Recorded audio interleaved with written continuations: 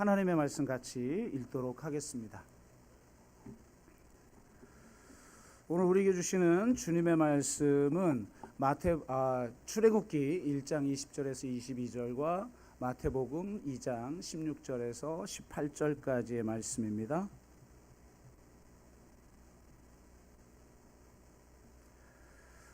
먼저 출애굽기 1장 20절에서 22절까지 말씀 같이 읽겠습니다. 한 목소리로 읽습니다. 하나님이 그 산파들에게 은혜를 베푸시니 그 백성은 번성하고 매우 강해지니라. 그 산파들은 하나님을 경외하였으므로 하나님이 그들의 집안을 흥왕하게 하신지라. 그러므로 바로가 그의 모든 백성에게 명령하여 이르되 아들이 태어나거든 너희는 그를 나일강에 던지고 딸이거든 살려두라 하였더라. 아멘. 마태복음 2장 16절에서 18절까지의 말씀을 우리가 함께 읽겠습니다. 같이 읽습니다. 이에 헤롯이 박사들에게 속은 줄 알고 심히 노하여 사람을 보내어 베들레헴과 그 모든 지역 안에 있는 산의 아이를 박사들에게 자세히 알아본 그때를 기준하여 2살부터 그 아래로 다 죽이니 이에 선지자 예레미야를 통하여 말씀하신 바 라마에서 슬퍼하며 크게 통곡하는 소리가 들리니 라헬이 그 자식을 위하여 애곡하는 것이라. 그가 자식이 없으므로 위로받기를 거절하였도다 함이 이루어졌느니라. 아멘.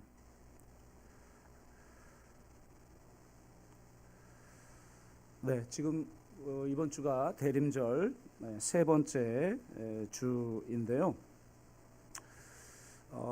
대림절에 관련된 책을 하나 구입해서 좀 읽었는데 대림절 소망하며 기다리다라는 책입니다. 근데 이 책에서 이렇게 이야기를 합니다.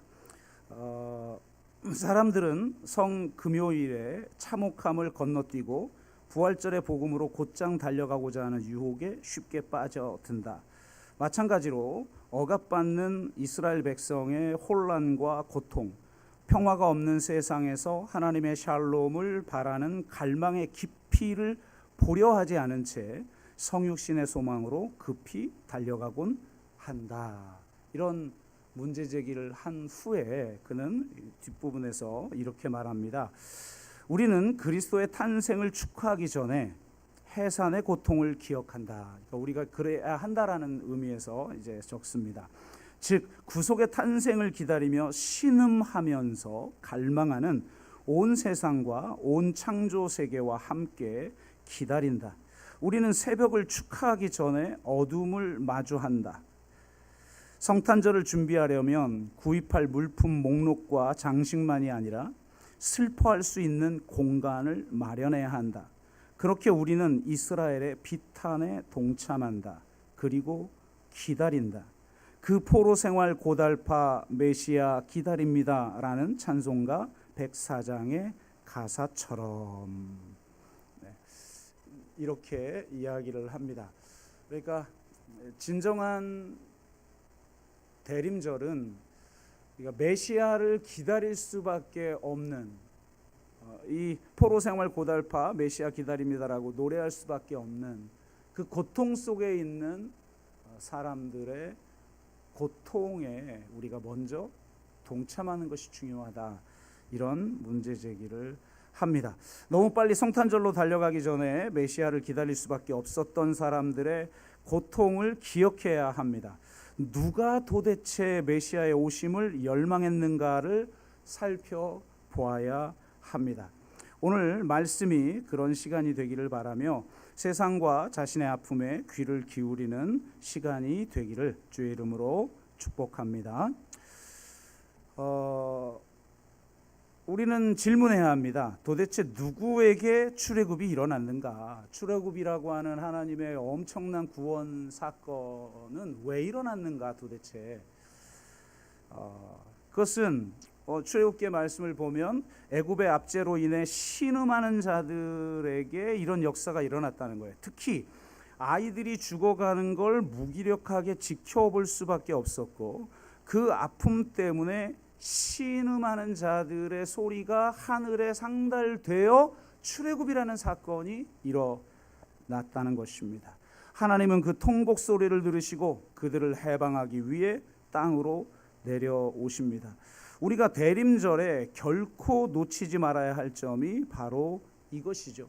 하나님은 억압과 아이들의 죽음으로 인해 부르짖는 애굽 노예들의 탄식 소리, 즉 라헬의 통곡 소리를 듣고 구원하기 위해 이 땅으로 오십니다. 하나님은 라헬의 통곡을 희망의 노래로 바꾸기 위해 이 땅에 오셨습니다. 지금 팔레스타인에서 도대체 누가 통곡하고 있는가? 누구의 자식들이 죽어가고 있는가? 바로와 헤롯에 의해 죽임당한 아이들처럼 2023년 알아크사 홍수 작전이 펼쳐지기 전 1947년 나크바 이후 지난 76년 동안 너무나 많은 아이들이 죽어나갔습니다. 라헬의 통곡 소리가 천지에 진동했습니다. 76년간 어떤 일이 있었는지 이 짧은 설교 시간에 다 소개할 수는 없기 때문에 기본 뼈대 정도만 간단하게 소개를 좀 드리겠는데요. PPT에 있는 안에 있는 내용을 다 소개할 수는 없기 때문에 제가 밴드에 올려드릴 테니까 나중에 한번 안에 있는 내용은 읽어보시길 바라고 제가 한번 PPT를 보여드리도록 하겠습니다. 중세에도 물론 유대인에 대한 차별이 있었지만 유대인에 대한 핍박과 학살은 이제 근대 이후에 발생을 하게 됩니다. 그래서 이 유럽의 기독교 국가들, 사실은 모슬렘이 유대인을 핍박하지 않았죠. 기독교인들이 유대인을 핍박했죠. 유럽의 기독교인들이 이 반유대주의로 말미암아 유대인들을 핍박하기 시작합니다. 이 핍박을 피해서 유대인들이 팔레스타인으로 이주를 하게 됩니다. 왜냐하면 유럽의 원래 이들의 사상은 그냥 유럽 국가의 자국민이 돼서 그냥 유대교를 잘 섬기는 거였어요. 그런데 계속 핍박이 오니까 소련에서 또 동유럽에서 각지 유럽에서 이렇게 이제 팔레스타인으로 들어오기 시작합니다. 1800년대 후반부 때부터 이게 본격화되기 시작하는데 그들은 이렇게 표현하고 들어간 거예요. 땅 없는 사람들이 사람 없는 땅에 들어갔을 뿐이다. 사람이 살고 있는데 사람 없는 땅으로 땅 없는 사람들이 들어가서 그냥 땅을 차지했을 뿐이다. 아직도 이러고 있죠. 그렇게 조금씩 들어오면서 지도를 보시면 여러분 제일 왼쪽에 있는 그림이 진한색이 바로 팔레스타인이고 흰색 보이나 모르겠습니다. 네, 유대인 정착촌이 1946년도에 바로 이 토지의 6%까지를 차지합니다. 그러니까 1800년대 후반부부터 막 들어오기 시작해서 1946년도에는 저렇게 그 땅의 6% 정도를 차지해 버립니다. 그러다가 2차 대전 이후에 유대인 난민이 그러니까 학살당한 거 말고 600만이 죽었다라고 하는 거 말고 난민만 25만 명이 발생을 합니다. 근데 유럽의 어떤 나라들도 그들을 수용하려 하지 않았어요. 그래서 유럽은 그들을 팔레스타인으로 보내기로 합니다. 두 번째 그림이 이때 1947년 유엔에서 제시한 분할안이에요. 자, 그러면 저 흰색 쪽에 이스라엘이 살고 저 진한색 쪽에 팔레스타인 사람들이 살아라. 이렇게 분할안을 제시합니다. 말도 안 되죠. 왜 유럽의 죄책을 팔레스타인의 희생을 통해 갚습니까? 자기들이 죽였으면 자기들이 죄값을 치러야죠. 근데 팔레스타인만 저렇게 저 분할안이 제시됩니다. 그래서 유엔에서 추천한 조사위원회가 세계 각국의 전문가들로 이루어져서 이제 조사를 합니다. 과연 저게 합당한가? 조사를 했는데 반대 의견을 냅니다. 이렇게 평가했어요. 불가능하고 부정의하며 불합리하여 잘 작동하지 않을 것이라는 의견서를 냅니다. 하지만 강대국들이 그냥 밀어붙이죠. 세계는 힘이 지배하니까요. 그래서 유엔에서 결의가 됩니다. 저 두 번째 그림이 유엔 아닌데 결의가 되죠. 그냥 저 살던 사람들은 그냥 흰색으로 갑자기 바뀐 거예요. 빼앗기는 거죠. 그리고 나서 여러분이 잘 아시는, 그리고 나서 이제 거의 뭐 저 땅도 식민 통치하듯이 이스라엘이 통치를 하죠. 그리고 1967년 세 번째 그림입니다. 이때 여러분 잘 아는 중동 전쟁이 일어납니다. 이러면서 이스라엘이 대승을 거두고 저렇게 왼쪽에 그 지중해 쪽에 작은 땅, 이게 가자 지구입니다. 그리고 오른쪽에 요단강 서쪽이라고 해서 서한 지구라고 하는 지구가 거기만 팔레스타인 사람들이 살고 나머지는 다 이스라엘이 지배를 합니다. 그리고 나서 중동 전쟁 후 20년 동안 핍박을 받죠. 우리가 일제 합방이 되고 나서 몇 년 후에 3.1운동이 일어났죠. 19년에 일어났으니까 뭐 한 10년 후쯤에 일어났는데 이들은 참다가 1987년에 인티파타라고, 그러니까 민중봉기가 일어납니다. 어마어마한 사건이었죠.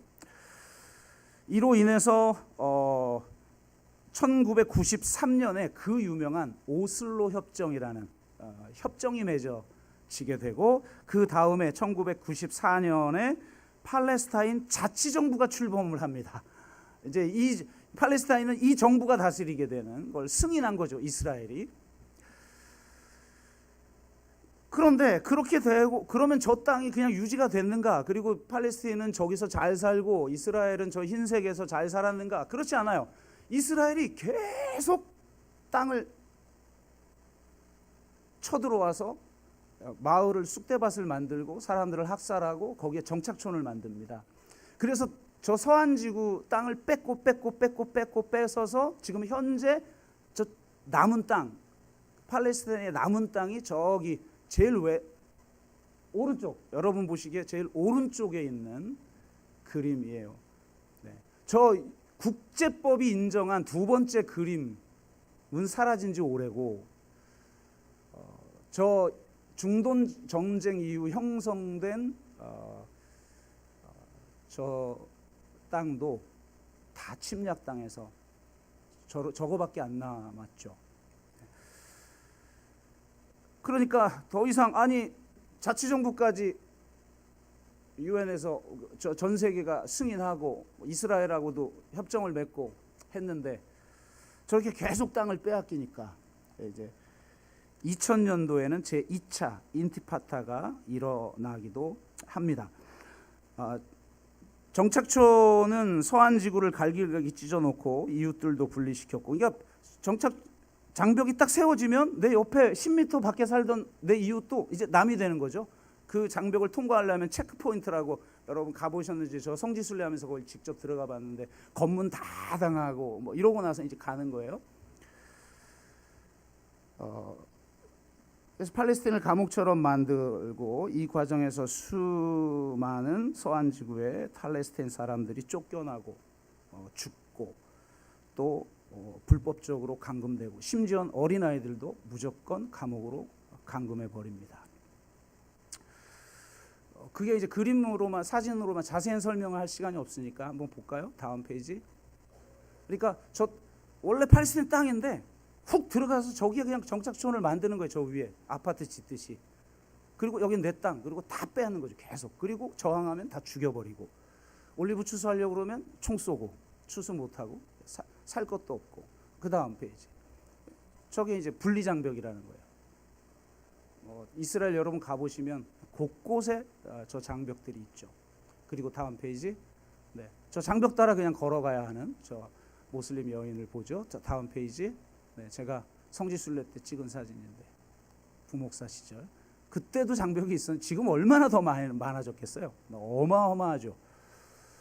그 다음 페이지. 네, 그래서 가자 전쟁이 일어나기 직전, 가자지구 말고 서한지구예요. 지금 서한지구에서 2023년만 해도 정착민 폭력이 월 평균 100건이 일어납니다. 그리고 9월까지 사망자만 189명. 이게 평화롭다는 자치정부가 인정되는 서한지구에서 발생하는 거예요. 그럼 완전히 가자지구는 어떨까? 상상도 할 수 없죠. 자, 가자지구를 한번 볼까요? 2014년 검색해 보니까 2014년 중앙일보 기사가 나오더라고요. 이게 3차 전쟁 때 나온 기사인데요. 그러니까 분하라, 여러분 제국주의 역사 공부를 해보면 제1원칙이 뭐냐? 분하라여 통치한다예요. 자국민끼리 서로 싸우게 만드는 거죠. 그래서 팔레스타인을 가자와 서안으로 갈라놓고 서로 반목하도록 만듭니다. 이스라엘의 대리정부 역할밖에 하지 못하는 부패한 파타, 그러니까 이 자치정부를 말하는 거죠. 파타에 실망한 가자 사람들은 민주적인 선거로 하마스를 다수당이 되도록 합니다. 이에 이스라엘은 파타를 사주하여 지원하여 내전을 일으킵니다. 그래서 하마스와 파타가 내전을 치르게 됩니다. 누구도 예상 못하고 있는데 하마스가 이겨버려요.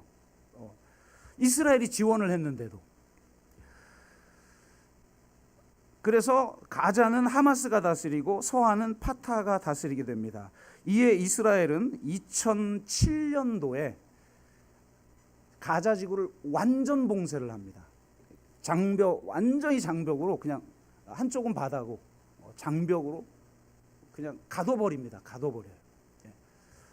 어떤 물자도 못 들어가게, 허가 받은 것만 조금 소량의 생존만 가능하게.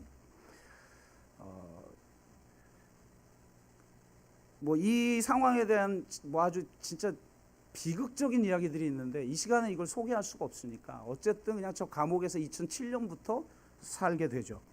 그래서 가자는 지붕이 없는 세계 최대 야외 감옥이다라는 별칭을 갖게 됩니다. 지난 16년간의 봉쇄로, 그러니까 2003년 이 가자 전쟁이 일어나기 전까지가 16년간 가자는 생지옥으로 변합니다. 그래서 누군가는 그곳의 삶을 살아있는 죽음이다라고 불렀어요. 오카마리는 가자를 감옥이라고 불러서는 안 되고 절멸수용소라고 불러야 한다. 왜냐하면 감옥에서는 그 안에 수용된 사람을 죽이지 않으니까요. 봉쇄 이후 대대적인 이스라엘의 공격만 총 4차례 일어납니다. 다음 페이지 보실래요? 저 내용은 제가 밴드에 올려드릴 테니까 자세한 내용은 안에서 보시고요. 4번의 이스라엘의 공격이 일어납니다. 유명한 게 첫 번째와 세 번째인데, 첫 번째 2008년, 그러니까 가자 봉쇄한 후 그 다음 해에 이스라엘이 대대적인 공격을 하는데요. 이때 이스라엘이 백린탄을 사용합니다. 여러분 잘 아시죠? 뉴스에서 보셨죠? 이 백린탄을 사용해서 어린아이가 새카맣게 그냥 타버립니다. 그리고 목이 잘린 소녀, 이런 사진이 세계에 송출이 돼버립니다. 그래서 전 세계에 지탄을 받아요, 이스라엘이. 그래서 우리가 앞으로 백린탄을 사용하지 않겠다 이렇게 했는데, 이번 가자 전쟁에 또 사용했죠. 두 번째 전쟁은 2012년. 세 번째 전쟁이 유명한데 저 중앙일보 기사도 이때 나온 거예요. 2014년도에. 이걸 51일 전쟁이라고 칭하는데요. 약 2,200명의 민간인이 사망하고 어린아이가 500명 사망을 합니다. 이 51일간의 전쟁에서 히로시마 원폭에 맞먹는 TNT 화약을 쏟아부어 버립니다. 그냥. 마지막 네 번째는 21년도에 다시 15일간 폭격이 이루어지죠. 그러니까 이런 맥락에서 2023년 알하크사 홍수 사건이 일어나고 가자에서 드디어 장벽을 넘어 이스라엘을 공격하는 그런 일이 발생을 하고 가자 전쟁이 발발하죠. 이스라엘 정보국이 1년 전에 이 작전에 대한 정보를 입수했지만 이건 불가능한 작전이다. 절대로 이스라엘은 침략당할 수 없다. 왜? 완벽하게 저 장벽을 막고 있으니까. 근데 벌어진 거죠. 그러면서 가자는 어떤 상황이 됐을까? 참혹한 사진들이 많으나 그냥 상징적인 거 하나만 보여드리면, 다음 사진이요. 1년 연합뉴스 기사니까 나중에 여러분 PPT 한번 밴드에서 보시고, 찾아보니까 2년 통계가 이렇게 정리된 건 없더라고요. 1년 때 어떤 피해가 있었나, 그리고 제가 2년 거는 정리를 해서 PPT 올려드렸고요. 상징적인 사진 하나만 보죠. 보입니까? 위하고 아래 차이가? 자세히 안 보이는 것 같은데, 사진을 어쨌든 밴드에 올려드릴 테니까 보시면 그냥 도시예요. 그냥. 근데 가자 전쟁 후에는 그냥 다 폐허가 돼 버렸죠. 거의 다가. 그러니까 이런 상황이에요. 가자의 90% 이상이 저 상태인 겁니다. 그러니 휴전이 됐어도 돌아가는 아이들이 지금 죽어나가고 있고, 구호 물품 차량에 이스라엘 군이 총을 쏴서 아이들도 죽고 보급도 할 수 없는 이런 상황이 지금도 벌어지고 있는 상황이죠. 이런 것만 좀, 그래서 우리가 왜 지금 이 크리스마스 마켓을 하며 난민을 위한 크리스마스 마켓을 하고 있는지를 지금 상황 설명만 드린 겁니다. 마태는 일부 예배 때보다 약간 설명이 길어진 것 같은데, 마태는 헤롯의 영아살해 사건을 예레미야 31장 15절 말씀을 인용하여 해석합니다. 라마에서 슬퍼하여 크게 통곡하는 소리가 들리니 라헬이 그 자식을 위하여 애곡하는 것이라. 그가 자식이 없으므로 위로받기를 거절하였도다 함이 이루어졌느니라.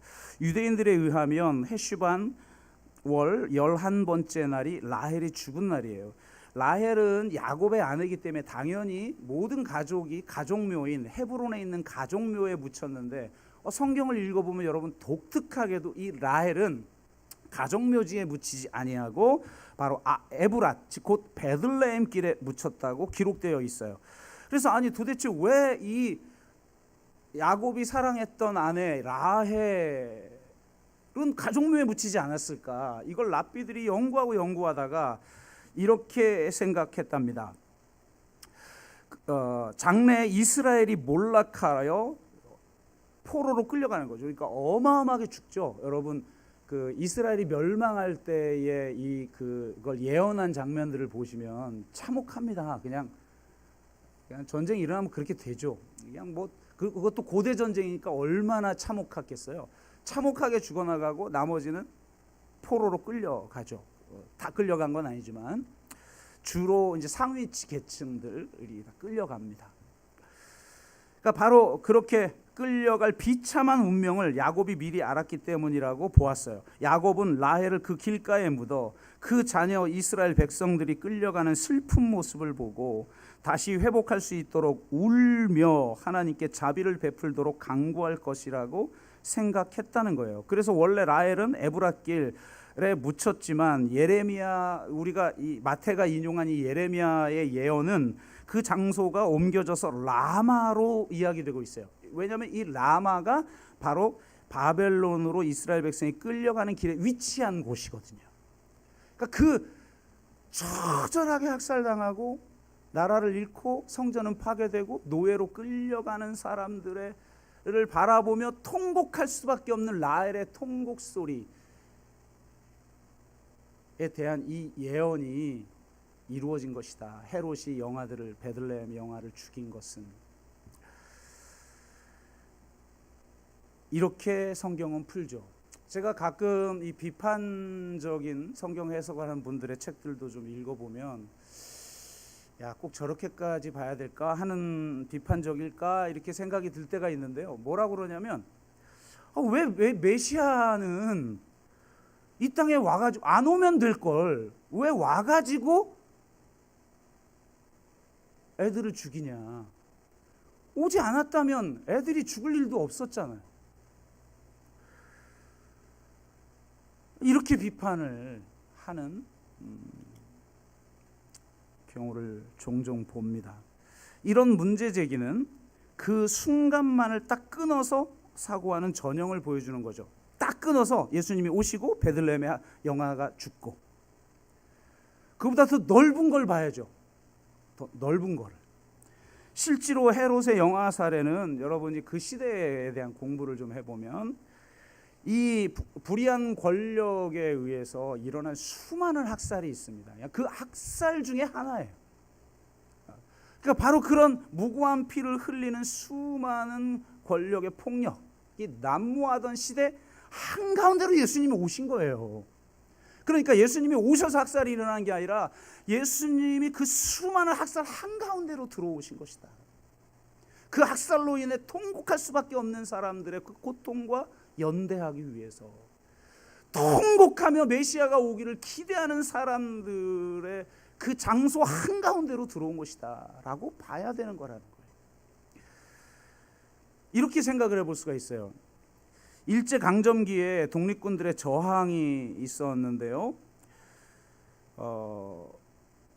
불법적으로 우리 이 조선을 합병하고 점령한 것에 저항하는 독립군들이 있었죠.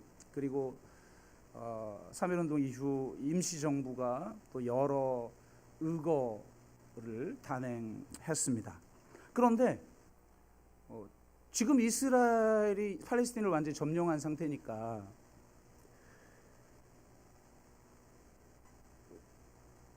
이스라엘 입장에서 우린 다 생각을 하잖아요. 전 세계 모든 매스컴들이.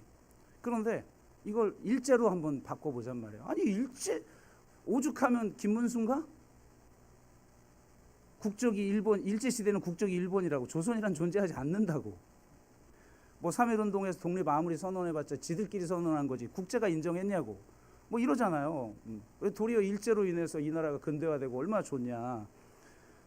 지금 독립관장이 뭐 이런 소리를 하고 있으니까 이 나라 수준이 지금 뭐 어느 정도까지 떨어졌는지는 알겠는데, 여하튼 일본 입장에서 보면 독립군은 게릴라들이죠. 나라가 지금 자기들 나라가 아닌데, 일본 나라인데 왜 저항을 하는 거예요? 이 테러, 그리고 또 임시정부를 테러 단체로 규정을 하죠. 일본 입장에서 보면 안중근, 우리는 지금도 영화를 만들어서 상영해서 보고 있는데, 안중근, 윤봉길의 의사의 의거는 빈 라덴의 테러하고 다를 바가 하나도 없죠. 독립군의 저항이나 임시정부의 테러가 있을 때마다 일제의 반격이 있었어요. 조선 인민들은 그로 인해 큰 피해를 보곤 하였습니다. 이런 상황을 향해 딱 끊어놓고 왜 독립을 운동을 해가지고 도대체 이런 피해를 만들었느냐라고 문제 제기할 수 있나요? 뭐 친일파들은 그렇게 얘기할 수 있겠죠. 뉴라이트는 그렇게 얘기할 수 있겠죠. 그러나 그럴 수 없잖아요. 일제가 조선을 불법적으로 강점한 것과 수많은 수탈과 학살과 폭력이라는 그 맥락은 다 사라져버리고, 그 시점 윤봉길이 던진 폭탄, 안중근이 쏘아 올린 총알, 폭력 아니에요. 테러 아니에요. 그로 인해서 또 왜 이 국민들이 또 피해를 봐야 되냐, 이 얘기하고 똑같은 거라는 거예요. 예수님이 왜 오셔가지고 도대체 영아들이 죽어야 되느냐. 그러니까 다시 말하지만 예수님이 오셔서 아이들이 죽은 게 아니라 아이들이 죽을 수밖에 없는 그 폭력적인 땅 한가운데로 주님이 오신 것이다 라는 것입니다. 시간상 생략하고 결론으로 이야기하도록 하겠습니다.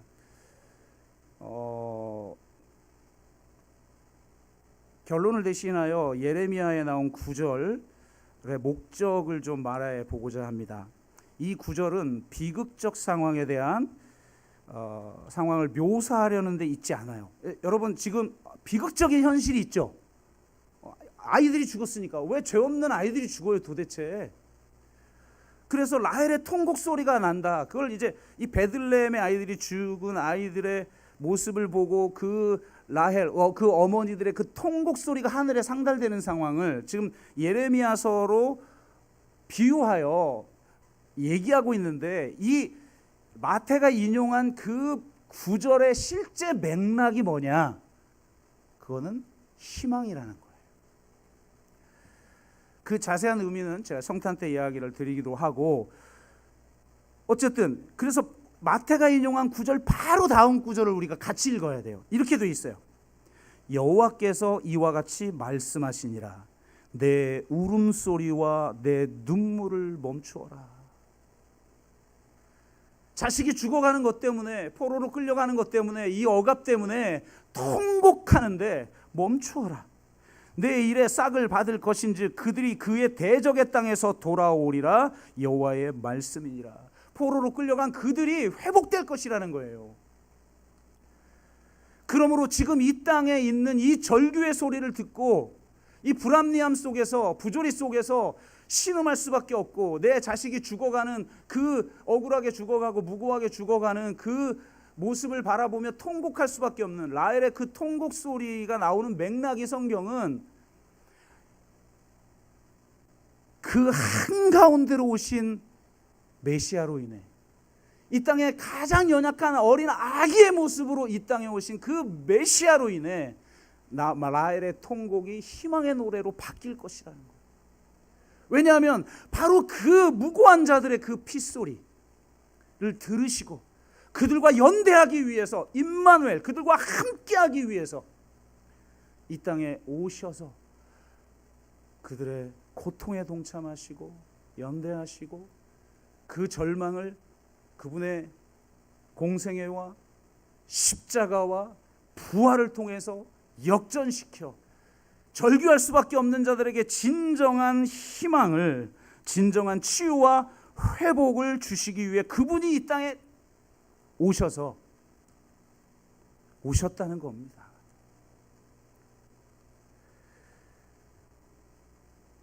유배를 끝내고 회복하기 위해 예수님이 이 땅에 오십니다. 하나님의 나라와 새 이스라엘을 건설하기 위해 이 땅에 오셨습니다. 거짓 평화가 만든 폭력과 학살 한가운데로 오셔서 고통받는 사람들과 연대하시며 참된 평화를 이 땅에 실현하셨고, 철저한 자기 희생적 사랑으로 십자가에서 죽으시고 부활하심으로 악의 원세를 패배시켜 유배를 끝장내고 이 땅과 온 우주를 회복시키셨습니다. 그렇게 하심으로 라헬의 애곡을 멈추게 하셨습니다. 그리스도로 인해 라헬의 통곡이 라헬의 희망으로 바뀌게 된 것입니다. 메시아가 이 땅에 오실 걸 기대하는 그리스도인들은 반드시 이 라헬의 통곡 소리와 연대하셔서 그들과 함께 하시는 임마누엘의 하나님의 구원의 일하심의 역사에 동참해야 합니다. 그렇게 우리가 지금 가자를 도우려고 하는 것입니다. 또한 하나님이 우리의 아픔을 아시고 우리의 통곡 소리를 들으시고 그 아픔과 통곡과 연대하시며 결국 그것으로부터 우리를 해방하실 거라는 걸 우리가 믿어야 합니다. 우리가 삶을 살다 보면 내 힘으로 어찌할 수 없는 고난 앞에서 이 라헬의 통곡 소리를 가지고 하나님 앞에 신음하며 부르짖을 수밖에 없을 때가 있을 거예요. 그런데 바로 그 신음 한가운데로 주님이 오셔서 그들의 고통을 끌어안으시고 연대하시고 그 절망을 희망으로 바꾸셨다는 것을 믿으십시오. 그럴 때 여러분의 절망이, 여러분의 라헬의 통곡이 진정한 희망으로 바뀌는 기적의 역사가 일어날 줄로 믿습니다. 우리가 함께 찬양하고 기도합시다.